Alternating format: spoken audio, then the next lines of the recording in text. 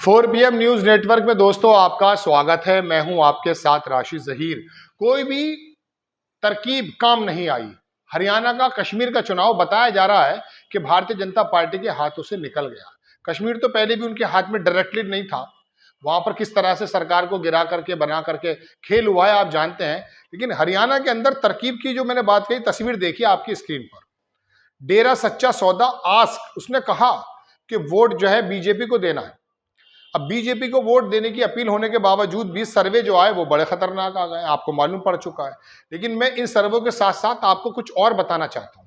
पहले आप खबर देखिए।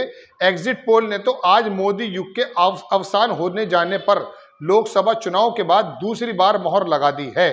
लेकिन ये इतने अविश्वसनीय हो चुके हैं कि 8 अक्टूबर को मतगणना होने तक इन पर शंका बनी रहेगी। कहने का मतलब दोस्तों यह है कि सर्वे तो आ गए कि भारतीय जनता पार्टी बहुत बुरे नुकसान में जा रही है कश्मीर में और हरियाणा में। लेकिन 8 अक्टूबर को लोगों की ऐसी आशंकाएं हैं कि क्या चुनाव आयोग गिनती करते समय बिल्कुल निष्पक्ष रहेगा। पहले आप देख लीजिए हरियाणा की स्थिति क्या है। ये एनडीटीवी जो इन्हीं का टीवी मानकर चलिए आप, अडानी साहब का, उसी की रिपोर्ट है। बिल्कुल झूठ नहीं बोल सकते ना। 100% कोरा झूठ बोलने में तो पकड़े जाएंगे, 2-3 दिन का समय वैसे ही बाकी है। दैनिक भास्कर ने क्या छापा है और ध्रुव रिसर्च ने क्या कहा है, सब लोगों ने बताया। ये है एनडीटीवी का पोल भी बता रहा है कि भारतीय जनता पार्टी को 27 मिलेंगी और कांग्रेस को मिलने वाली है 54 सीटें हरियाणा में, यानी कि क्लीन स्वीप करने जा रही है कांग्रेस। बाकी तमाम लोगों की बात देख सकते हैं आप। पैच रिपब्लिक भारत ने भी 18 से 24 दिया है और रिपब्लिक टीवी ने भी 27 से 35 दे दिया है। जम्मू कश्मीर में अगर आप चलेंगे तो जम्मू कश्मीर में आप देखेंगे दोस्तों कि यहाँ एनडीटीवी ने 26 सीटें दी हैं, जबकि कांग्रेस और नेशनल कॉन्फ्रेंस को 43 सीटें मिल रही हैं। बात यह है कि दोनों प्रदेशों में भारतीय जनता पार्टी को बहुत बड़ा नुकसान होने जा रहा है। अब दोस्तों बात यह है कि ये सर्वे भी इनको बता रहे हैं, क्योंकि झूठ इसलिए नहीं बोल सकते कि 8 तारीख में रिजल्ट आ जाएगा। महाराष्ट्र के अंदर चुनाव में किस प्रकार से असर पड़ने वाला है, इन 2 स्टेट से पता चलने वाला है।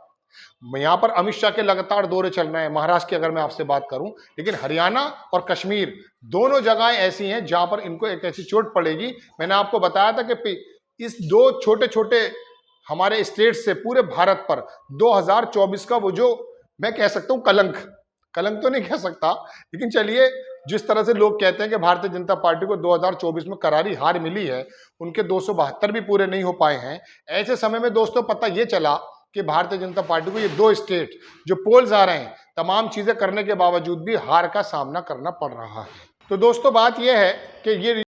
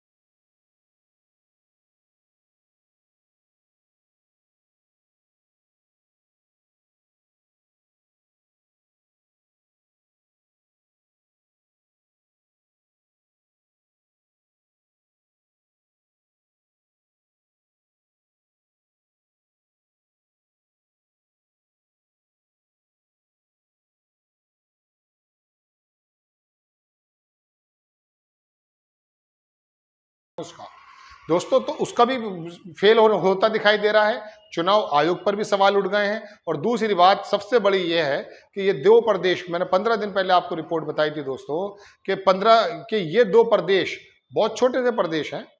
कश्मीर में तो उनका ज्यादा कुछ था भी नहीं, हरियाणा में हालांकि सरकार थी, इस बार तो गठबंधन की सरकार थी। ये ऐसा मैसेज देने वाला है पूरे देश में कि मोदी जी 240 पर जो आकर टिके थे 2024 में, वो जख्म दोबारा से हरा हो जाएगा और पता चल जाएगा कि वाकई ये छलावा नहीं है। 100 सीटें तो ऐसी बताई जाती हैं दोस्तों लोकसभा में, लोग कहते हैं, हम नहीं कह रहे हैं, बुद्धिजीवी पत्रकार कह रहे हैं, जो जबरदस्ती जीती गई हैं, वरना हालात तो इनके 140 पर आ जाते हैं, फिर तो ये सरकारें में नहीं आ पाते। लेकिन खैर, अब ये 3 खबरें मैंने आपको बताई। हरियाणा से डेरा सच्चा का सौदा का वो वाला तरकीब भी फेल हो गई है। दूसरी बात, चुनाव आयोग पर किस तरह से निशानात सवालात उठ रहे हैं। और तीसरी बात यह है कि हरियाणा हारने जा रहा है। आपको खबर कैसी लगी अपनी राय कमेंट्स बॉक्स में जरूर दीजिएगा। चैनल को सब्सक्राइब कीजिएगा, शेयर कीजिएगा। नेक्स्ट टाइम मैं किसी खबर के साथ हाजिर होता हूं। जय हिंद।